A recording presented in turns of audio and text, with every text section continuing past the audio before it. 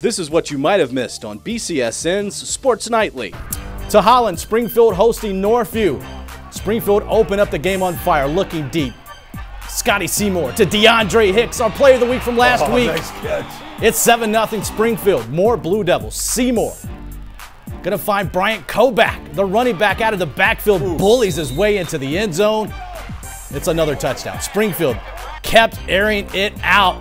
Seymour, huge pass. Lamar Witcher pulls it in off the tip.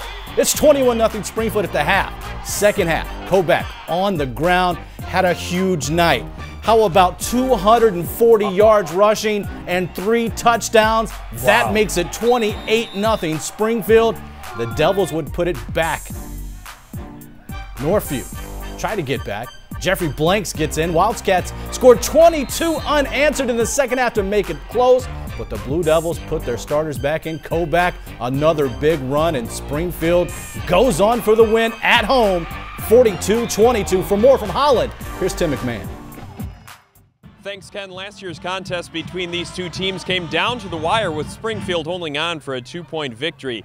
Tonight, it was a little different as the Blue Devils opened up a 35-0 lead. And although Northview put on a little bit of a run late there in the second half, the outcome was never in doubt.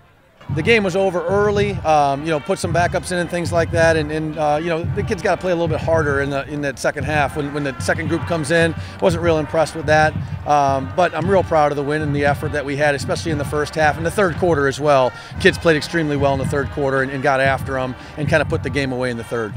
Any NLL win is a big win, and it's just really important moving into next weekend as we're winding down the year. And it's just we came out, we did what we had to do. Were you ever worried when they put on that run there a little bit in the third quarter, or were you pretty confident that you guys had this one?